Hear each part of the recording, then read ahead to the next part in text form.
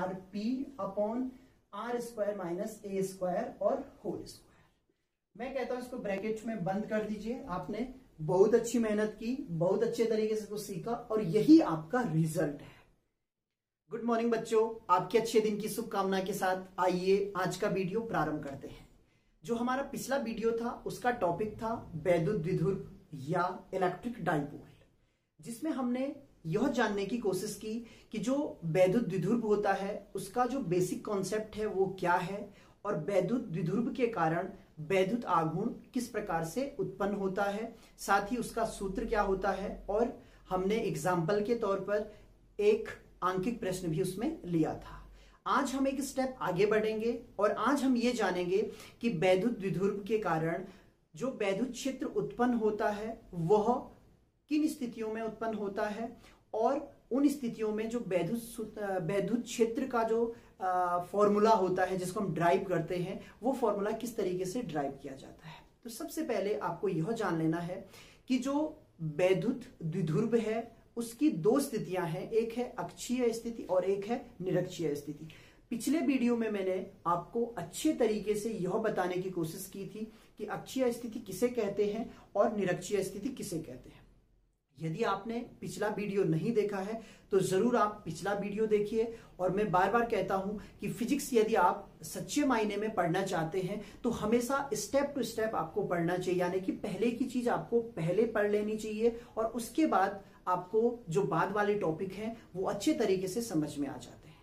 तो आज का जो हमारा टॉपिक है वो छात्रों की दृष्टि से यदि मैं देखूं तो कुछ छात्रों को ये इजी लगता है, कुछ छात्रों को ये लगता है कि इसमें डेरिवेशन बहुत बड़ा हो जाता है, किस तरीके से करें या जो फिगर बनती है वो किस तरीके से बनाई जाए, तो कुछ प्रॉब्लम्स रहती हैं।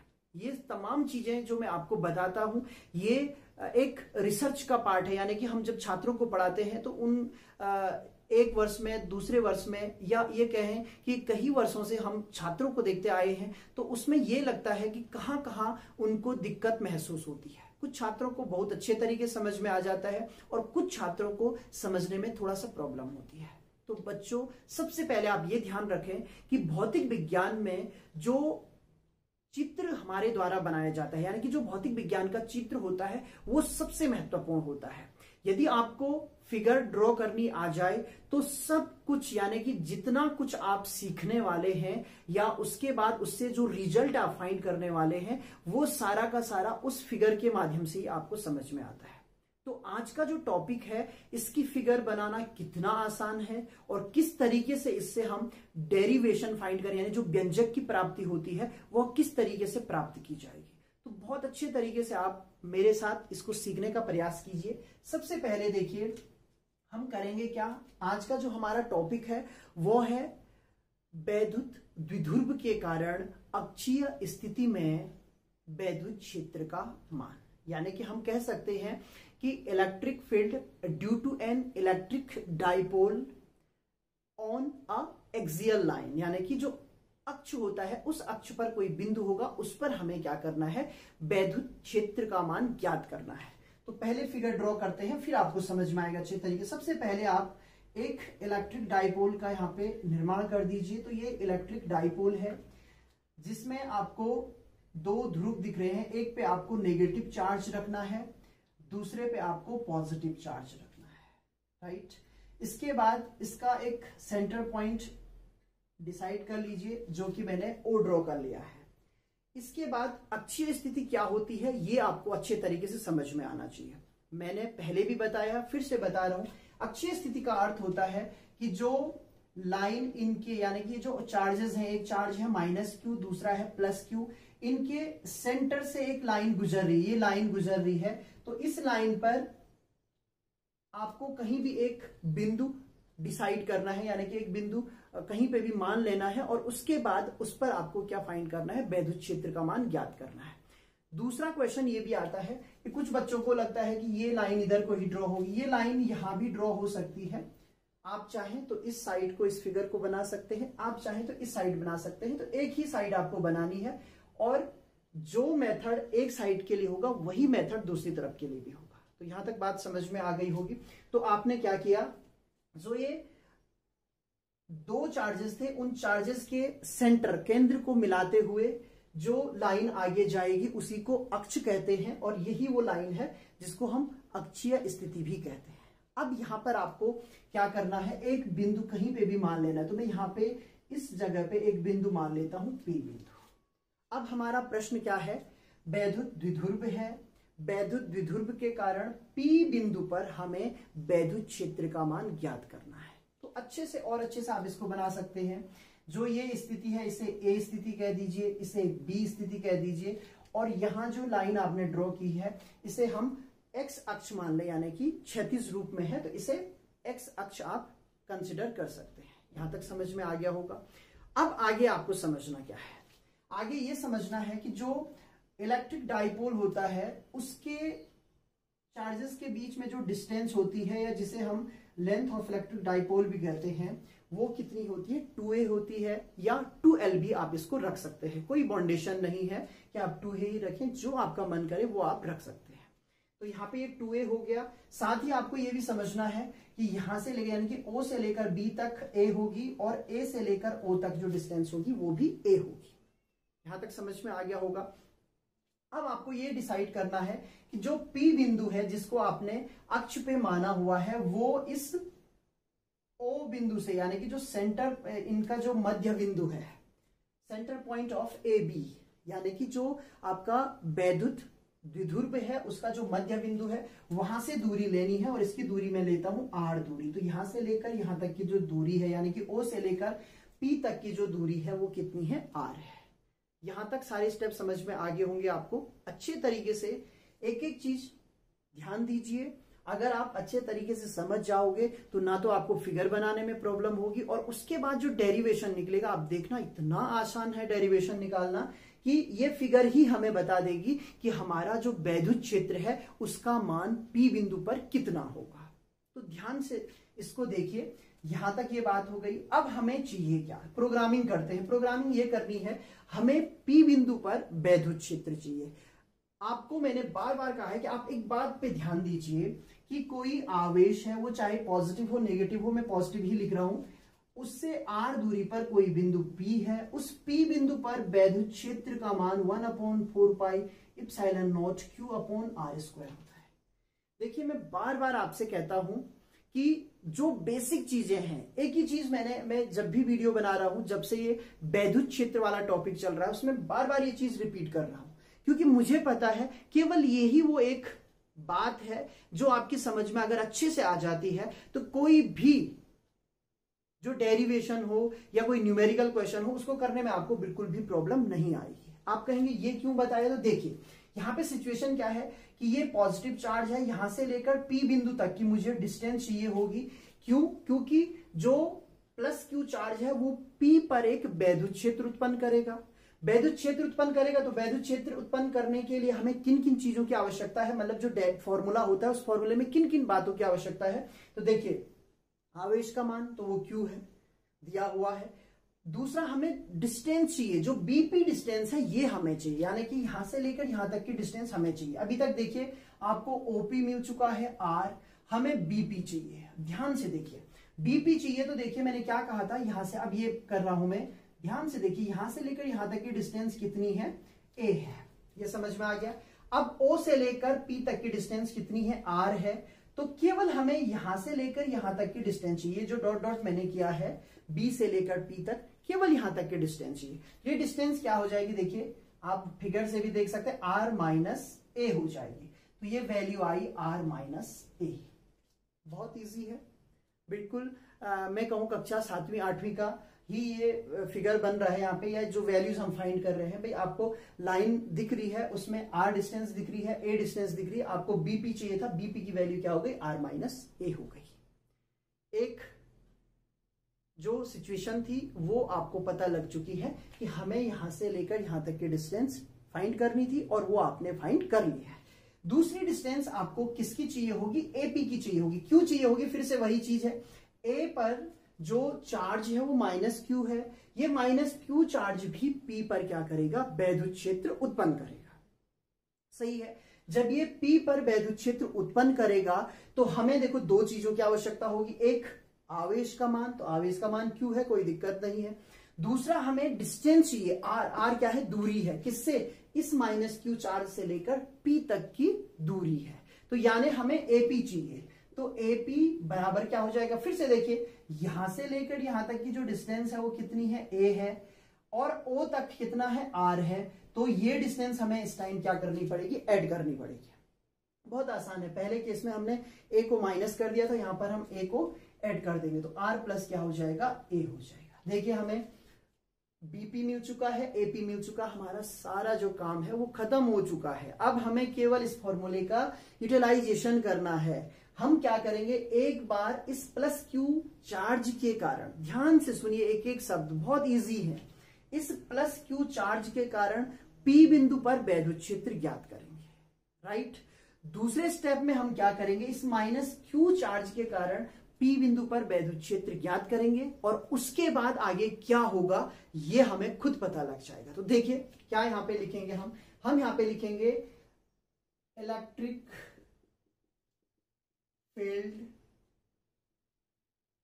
Eight P due two plus Q charge eight B, यानी कि मैं हिंदी में भी बता रहा हूं, मैंने पहले भी कहा आपको कि इस टाइम पे मैं कोशिश कर रहा हूं कि जो लिख रहा हूं वो इंग्लिश में लिख रहा हूं, लेकिन मैं हिंदी में आपको पूरा समझा दे रहा हूं कि इसका मतलब क्या हुआ। इसका मतलब हुआ कि P बिंदु पर प्लस Q आवेश के कारण वैद्युत क्षेत्र का मान तो कितना होगा, इसे मैं नाम देता हूं, यहां पे ध्यान दीजिए, इसको नाम देते हैं EB, right, 1/4 pi epsilon not Q over R square, right, ये होता है। अब यहाँ पे जो R का मान है इसी को आपको शिफ्ट करना है, फिलहाल मैं लिख रहा हूं इसको BP स्क्वायर, ठीक है। इसके अलावा और चीजें भी आपको समझनी है।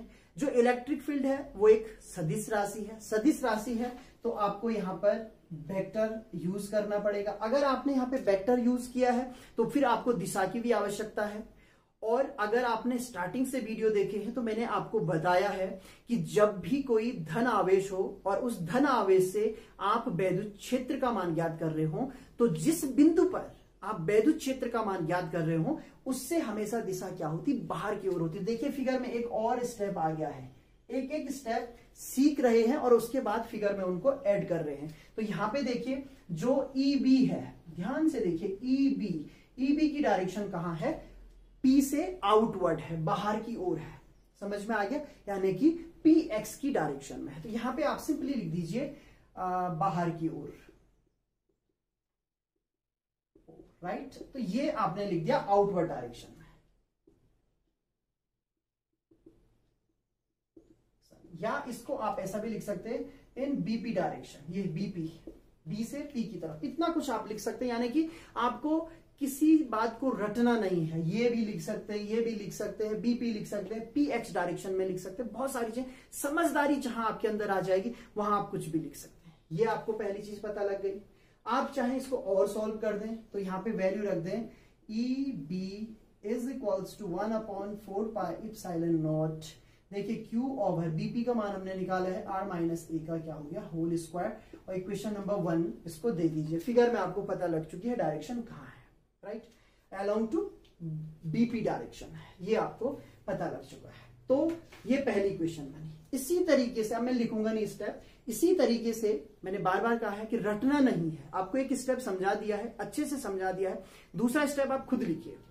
तो अब मैं क्या कह रहा हूं, आप यहां पे ऐसे ही लिखेंगे electric field at P due to minus Q charge at A, यानी कि नेगेटिव आवेश, ये जो ऋणात्मक आवेश है माइनस Q आवेश के कारण P बिंदु पर वैद्युत क्षेत्र का मान, तो उसको नाम देते हैं यहाँ पे। अब पहला स्टेप अच्छे से किया है तो यहाँ पे हम इसे EA कह देते हैं, 1/4 पाई इप्सिलॉन नॉट भी कह देते हैं, Q over R plus A भी कह देते हैं, क्योंकि आपको समझ में आ जाएगा जहां हमने BP लिखा वहां पर हम AP लिखेंगे। AP का मान क्या है, R प्लस A है, तो R प्लस A का होल स्क्वायर हो जाएगा और इक्वेशन नंबर 2 हो जाएगी, सही है। इसकी डायरेक्शन इंपॉर्टेंट है। अब यहां पर जो आवेश है वो ऋणात्मक है, तो मैंने आपको फिर से बताया है कि जब ऋणात्मक आवेश की बारी आती है तो आपको जिस बिंदु पर आप वैद्युत क्षेत्र ज्ञात कर रहे हैं वहां से उसकी दिशा अंदर की ओर करनी है। तो ये फिगर में ऑलरेडी आ चुकी है अंदर की तरफ दिशा,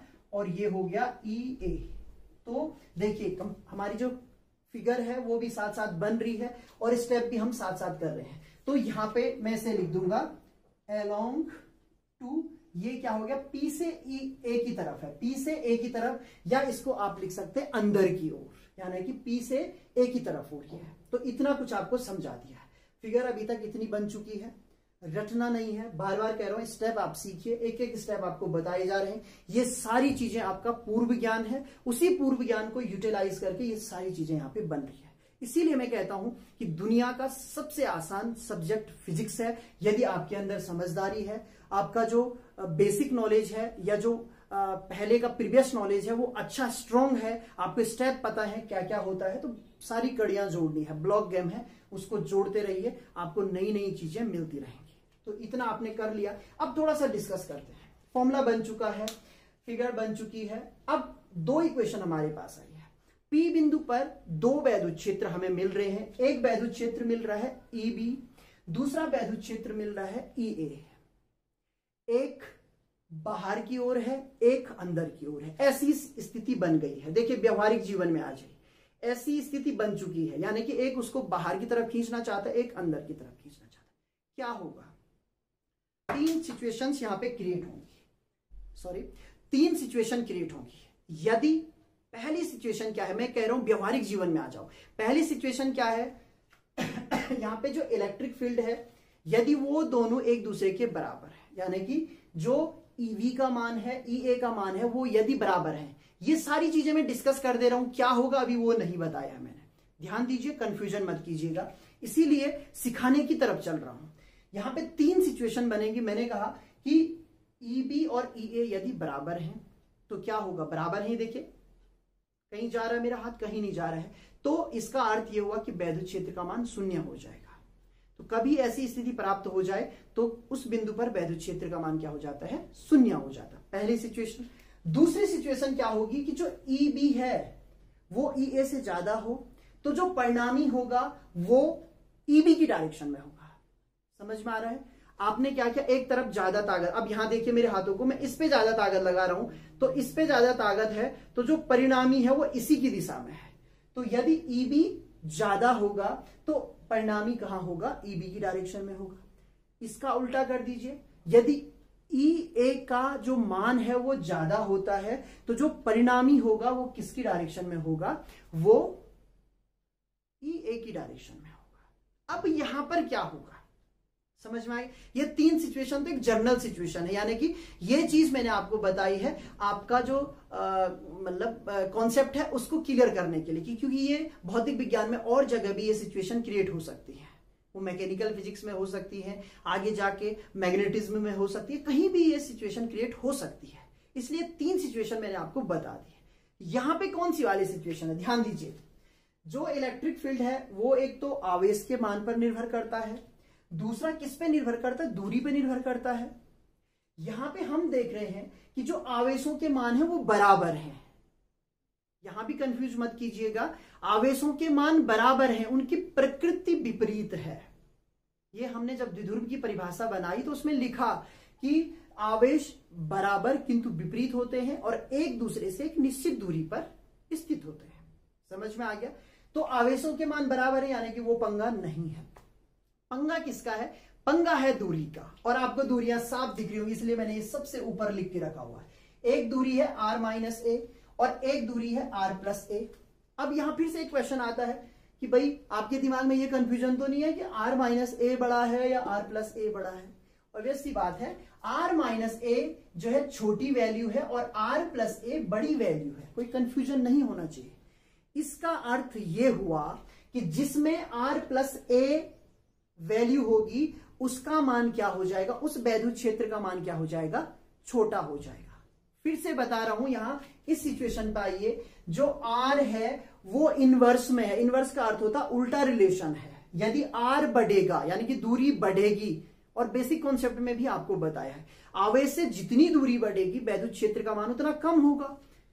यहां पे देखिए दूरी AP वाले केस में, यानी कि ये वाला जो सेकंड केस है जिसको हम EA कह रहे हैं, उसमें दूरी अधिक है, और जब दूरी अधिक है तो क्या होगा, वैद्युत क्षेत्र का मान कम हो जाएगा। तो सिचुएशन क्या हो रही है, सिचुएशन ये हो रही है E B is greater than E A.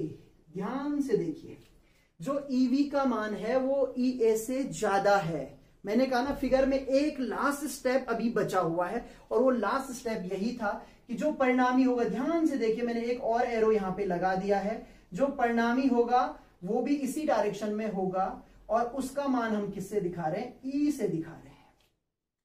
ध्यान से समझिए, ये सारी चीजें आपको समझा दी हैं। यदि समझ में आ गई हैं तो मैंने कहा ईवी का मान ज्यादा होगा ई ए से, क्यों होगा, सारी चीजें आपको समझा दी गई है। तो मैंने कहा जो परिणामी है वो परिणामी होगा किसकी डायरेक्शन में, ईबी वाली डायरेक्शन, यानी कि पी एक्स डायरेक्शन में ही होगा। अब ये भी क्वेश्चन आता है कि उसका मान कितना होगा, ये भी आपको समझना है, वो भी यहीं पे आंसर मिलेगा, इसी फिगर में आंसर मिलेगा। इसीलिए मैंने वीडियो के स्टार्टिंग में आपसे कहा था कि आपको प्रत्येक चीज का आंसर, जो फिगर हम ड्रॉ करेंगे, फिगर ड्रॉ करनी बहुत आसान है, उसी फिगर से आपको आंसर मिलेगा। क्या आंसर मिल रहा हमें, जब परिणामी इधर को है तो इस परिणामी का जो मान होगा, ध्यान से देखिए, ई ए इज इक्वल्स टू हो जाएगा ई बी माइनस ई ए, ये होगा। ध्यान से देखिए, यहीं पे सारी चीजें लिख रहा हूं, थोड़ा सा काफी क्लोज हो गया है, बोर्ड भी छोटा है, कोई दिक्कत नहीं, आप समझ लीजिए, 2-2 3-3 बार मैं बोल रहा हूं मुंह से। तो यहां पे जो ई ए का मान है वो ई बी माइनस ई ए हो जाएगा। ये भी बहुत बेसिक बात है, और ये सारी आपकी व्यवहारिक जीवन से संबंधित भी है कि भाई यहाँ का जो फोर्स है, मैं फोर्स से इसको रिलेटेड कर रहा हूं, फोर्स आपको अच्छे समझ में आएगा। ये फोर्स ज्यादा है और ये फोर्स कम है, ये उससे कितना ज्यादा है, तो आप ज्यादा वाले फोर्स में से कम वाला फोर्स क्या कर देंगे, माइनस। तो यहां भी यही तो किया है, ये इलेक्ट्रिक फील्ड ज्यादा है, ये कम है, तो इसमें से इसको माइनस कर दीजिए, यही तो परिणामी होगा। समझ में आ गया होगा। तो ये आपके पास फाइनली वैल्यू आ गई, यानी कि जो P बिंदु है, हमें आंसर मिल चुका है। अब हमें केवल थोड़ा सा और कैलकुलेशन करनी है, हमारा जो डेरिवेशन है वो हमें मिल जाएगा, थोड़ा कैलकुलेशन करनी पड़ेगी। जो P बिंदु है, ये जो P बिंदु है, इस P बिंदु पर जो वैद्युत क्षेत्र का मान है द्विध्रुव के कारण, किसके कारण, द्विध्रुव के कारण, वो क्या होता है, ई बी माइनस ई ए होता है, राइट। यही सिचुएशन यदि इस साइड होती, थोड़ा सा वो भी बता दूं, कंफ्यूजन बिल्कुल ना करें, अगर ये सिचुएशन इस साइड होती तब परिणामी उल्टा हो जाता, ई ए माइनस ई वी होता, और आपका रिजल्ट फिर भी वही रहता। अगर आप करना चाहें तो कर सकते हैं। तो ये आपके पास सिचुएशन आ गई है। अब हमें जो परिणामी चाहिए उसके लिए क्या करना पड़ेगा, तो हम यहां पे लिखेंगे resultant electric field at P due to electric dipole, right, किसकी वजह से, डाइपोल के कारण। तो वो क्या हो जाएगा, E इज इक्वल्स टू हो जाएगा ई वी माइनस ई ए, और इसे मैं साफ कर दूंगा क्योंकि बोर्ड छोटा है मेरे पास। तो आप वीडियो को पॉज करके यदि इतना कॉपी करना चाहें तो कॉपी करें। इसके बाद आगे मैं यहाँ पे इसको साफ करता हूं, और इसके बाद जो कैलकुलेशन होगा वो बड़ा आसान है, वो मैं आपको दिखाता हूं। तो कैलकुलेशन आपको करना क्या है, केयरफुली हमेशा ध्यान रखें कि जो वैल्यूज आपके पास हैं उनको अच्छे तरीके से रखें। साथ में जो मैथ्स है उस मैथ्स का यदि आपको सही तरीके से एलसीएम लेना, एचसीएफ लेना, मल्टीपल करना और थोड़ा बहुत और चीजें पता हो तो आप कोई भी कैलकुलेशन बहुत आसानी के साथ कर सकते हो।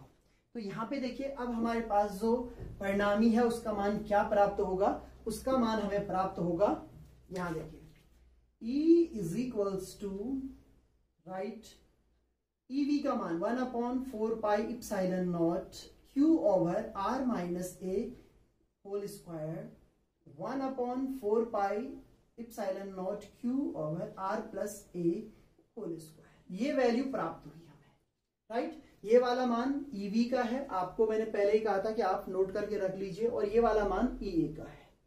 अब आप फिर से इसमें देखेंगे कि 1/4 पाई इप्सिलॉन नॉट, और ये Q कॉमन है तो इसको आप कॉमन ले लीजिए। अंदर क्या बच रहा है, देखिए, R minus A whole square minus R plus A whole square, ये बच रहा है।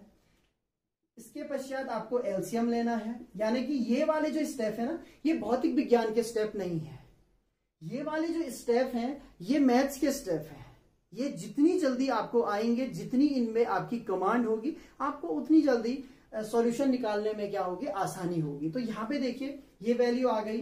अब यहाँ पे एलसीएम लेंगे तो r प्लस ए का होल स्क्वायर।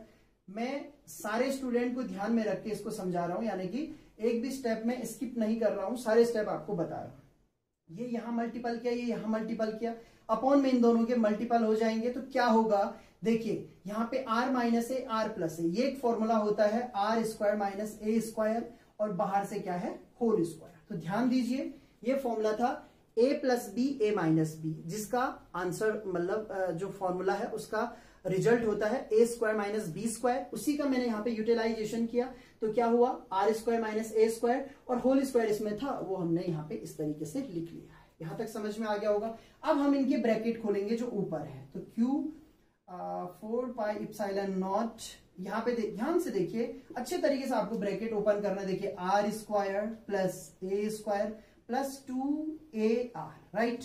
फिर यहाँ पे भी ध्यान दीजिए, बाहर से माइनस है, ये माइनस है, देखिए आर स्क्वायर आएगा, फिर क्या आएगा, ए स्क्वायर आएगा। फॉर्मूला पता होगा, बाहर से माइनस है, फॉर्मूला यही होता है, R square plus A square minus 2 होता है। तो यहां पे तक आपने ये दोनों को माइनस कर दिया। अब जहां माइनस होता है वहां प्लस कर दीजिए, प्लस 2AR। फिर भी किसी को कंफ्यूजन है तो आप फॉर्मूलों को अलग अलग लिख लीजिए, उसके बाद जो है माइनस साइन को बाहर से मल्टीपल कर दीजिए। बोलने का मतलब पहले इसका फॉर्मूला लिख दीजिए, उससे पहले ब्रैकेट को ओपन ना करें, उसके बाद माइनस से मल्टीपल करें, आपको यही चीज प्राप्त हो जाएगी। अब देखिए ये और ये कैंसिल, ये और ये कैंसिल, इतनी वैल्यू कैंसिल हो चुकी है। आपके पास क्या बचा, 1 upon Q upon 4 pi epsilon not. देखिए 2a है, 2a 4AR अपॉन क्या बच रहा है, R square minus A square और इसका होल स्क्वायर। ये ई की वैल्यू अभी तक आपको प्राप्त हो रही है, राइट। इसमें आप अगर सदिश रूप में लिखना चाहते हैं इसको, तो यहाँ पे डायरेक्शन जरूर ध्यान दें, ये हो जाएगी अलोंग टू px, p से x की ओर, ये p है और p से x की ओर। यहां तक आपको समझ में आ गया होगा। अब थोड़ा सा इसको हम मॉडिफाई करेंगे। मॉडिफाई कैसे करना है, इसके लिए अब इसकी आवश्यकता नहीं है, इसे आपको अच्छे तरीके से समझा दिया गया है, तो यहाँ पे मैं बताता हूं। तो इसको थोड़ा सा मॉडिफाई करें, फॉर्मूले को किस तरीके से करना है ध्यान दीजिए। यहाँ पे ये वैल्यू प्राप्त हुई। अब आप इसको फिर से लिखते हैं, E is equals to 1 upon 4 pi epsilon not, right. इसको आप लिखते हैं 2QA, यहां से आप ब्रेक कर रहे हैं, इंटू 2R। ध्यान से देखिए 4AR था और Q था, उसको मैंने मल्टीपल किया, अभी भी 4 ही है, यानी 2 to 4 हो गया, और QAR ही है, लेकिन मैंने इस तरीके से इसको लिख दिया है। क्यों लिखा है, इसका आंसर आपको अगले स्टेप में मिल जाएगा। ये वाली जो वैल्यू है, ये हमने पढ़ा था द्विध्रुव का आघूर्ण होता है, P का मान होता है। जब मैंने द्विध्रुव आघूर्ण पढ़ाया आपको, तो उस वक्त भी बताया था कि इसकी आवश्यकता हमें पड़ेगी आगे जाके। तो ये P की वैल्यू है, तो यहाँ पे E इज इक्वल्स टू हो जाएगा 1 अपॉन 4 पाई इप्सिलॉन नॉट। इसको मैं P लिख दूंगा तो ये हो जाएगा 2RP upon R square minus A square और होल स्क्वायर। मैं कहता हूं इसको ब्रैकेट में बंद कर दीजिए। आपने बहुत अच्छी मेहनत की, बहुत अच्छे तरीके से इसको सीखा, और यही आपका रिजल्ट है। ये जर्नल रिजल्ट है, यानी कि इसको हमने अभी क्या नहीं किया है, पर्टिकुलर्स नहीं किया है, या इसको स्पेशल कंडीशन में नहीं डाला है, जो विशेष परिस्थितियां हैं उनमें हमने नहीं डाला है, बल्कि ये फॉर्मूला इस तरीके से हमें प्राप्त हो जाता है। तो ये इसका फॉर्मूला है जो कि हमें प्राप्त हुआ है, 1 upon 4 pi epsilon not 2RP R square minus A square का होल स्क्वायर। अब कुछ बच्चों को ये लगता है कि डेरिवेशन बहुत बड़ा हो गया, तो बच्चों मैं आपसे कहना चाहता हूं कि आपको जो चीजें प्राप्त थी आपने वही किया, अच्छे से फिगर ड्रॉ की। उसके बाद हुआ क्या, वो जो इलेक्ट्रिक फील्ड के मान थे उनको आपने रखा और कैलकुलेशन ही तो कर रहे हैं, और कैलकुलेशन भी बहुत ज्यादा टफ नहीं है, बहुत इजी कैलकुलेशन है। तो अपना जो कॉन्फिडेंस है उसको हाई रखिए, थोड़ा सा मेहनत कीजिए, 1-2 बार अगर आप अच्छे तरीके से मेहनत करेंगे तो आपको आ जाएगा, और उसके बाद आपको ये सारे स्टेप आसान लगने लगेंगे। तो यानी इसमें कुछ था नहीं, यहाँ पे हमारा आंसर, मैं कह रहा हूं फिगर में ही आंसर मिल गया। अगर कोई फिजिक्स सीखने वाला है, सिखाने वाला है, तो उसने ये फिगर बना के ही यहीं पे आंसर निकाल, ये आंसर है। इसके आगे तो हम केवल कैलकुलेशन कर रहे हैं। तो आगे और बढ़ते हैं और रिजल्ट में थोड़ा सा कंडीशन देख लेते हैं। तो फॉर्मूला हमें प्राप्त हो चुका है। अब हम इसमें एक स्थिति की बात करते हैं। एक्चुअली मैंने जब आपको इलेक्ट्रिक डाइपोल का जो कॉन्सेप्ट था वो बताया था, तो मैंने कहा था कि जो इलेक्ट्रिक डाइपोल होता है उसके आवेशों के बीच जो दूरी होती है वो अल्प होती है, बहुत कम होती है, बहुत कम। तो यहां पे क्या होता है, जो आर का मान है, ये जो आर है वो ए से बहुत बड़ा होता है। तो एक कंडीशन हम यहां पे लिख लेते हैं, if R square is very very greater than two A square, right. इस केस में क्या होता है कि यदि आर स्क्वायर बड़ा है तो हम ए का मान छोड़ देते हैं। अब कुछ लोग ये भी सोच सकते हैं यार ए को क्यों छोड़ते होंगे। थोड़ा सा एक छोटा एग्जांपल लेते हैं। मान लीजिए ये है ए की वैल्यू, मैंने एग्जांपल के तौर पे रखा 0.01 मीटर है या जो भी है, इतनी वैल्यू है, उसका स्क्वायर कर लेते हैं। तो देखिए स्क्वायर करने पे क्या होगा, 0.00 और 0 और 1 हो जाएगा, 2 और 2 4 प्लेस हो गया। अब आप देखिए जब स्क्वायर किया तो ये वैल्यू बड़ी हुई या छोटी हुई, और छोटी हो चुकी है। देखिए पहले 0.01 था, अब 0.001 हो चुका है, यानी 1 × 10⁻⁻4 हो चुका है, और छोटी हो गई है। तो इतनी छोटी वैल्यू को हम क्या कर देते हैं, नेगलेक्ट कर देते हैं। ये ऐसा ही है कि आपके पास 1 लाख रुपए है और उसमें से 1 रुपए निकल गया, तो आप उसको तब भी क्या मानोगे, 1 लाख ही मानोगे, ये नहीं कहोगे कि ये पैसा कम हो गया है। इसको हम कहते हैं मैक्रोस्कोपिक लेवल पे हम सोच रहे हैं, स्थूल अवस्था में। हालांकि जब माइक्रोस्कोपिक लेवल पे हम फिजिक्स पढ़ते हैं तब हम इसे छोड़ते नहीं है। तो समझ में आ गया होगा। तो हम क्या करते हैं, ए स्क्वायर को छोड़ देते हैं। तो ध्यान से देखिए इस फॉर्मूले में वैल्यू रखनी है, E = 1/4πε0 2rp। अब हमने इसे छोड़ दिया है तो क्या बचा, आर स्क्वायर, और बाहर से स्क्वायर है तो इस तरीके से मैंने कर दिया। एक स्टेप और कर लेते हैं, 1/4πε0 2rp/r4, ये वैल्यू हुई। एक आर से एक आर कैंसिल हो गया। E = 1/4πε0 2p/r3। This is your final answer. Electric field due to electric dipole on axial line, right? और ये है वो वैल्यू। यहां पे R क्या है, ये सबसे इंपॉर्टेंट है। R is the distance from the mid point of dipole. जो डाइपोल है उसके मिड पॉइंट से लेकर उस बिंदु तक की क्या है, दूरी है।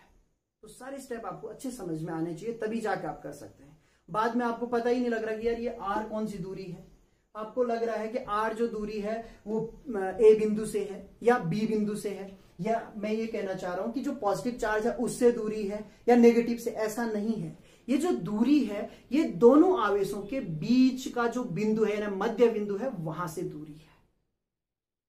तो आज हमने जो अक्षीय स्थिति होती है, अक्षीय स्थिति में द्विध्रुव के कारण वैद्युत क्षेत्र का मान क्या होता है, उसका डेरिवेशन सीखा। उम्मीद करता हूं कि आपको अच्छे से समझ में आ जाएगा, आ ही जाएगा, ये मैं गारंटेड कह रहा हूं। लेकिन आपको अच्छे तरीके से बैठना पड़ेगा, समझना पड़ेगा, और कॉपी में नोट्स खुद बनाने पड़ेंगे, तब जाके आप सीख पाओगे। अब हम जो निरक्षीय स्थिति है जिसमें वैद्युत क्षेत्र हमें ज्ञात करना है वो अगले भाग में देखेंगे, यानी कि अगले वीडियो में हम ये वाला टॉपिक लेने वाले हैं। तब तक आप इस टॉपिक को अच्छे तरीके से समझिए। Thank you.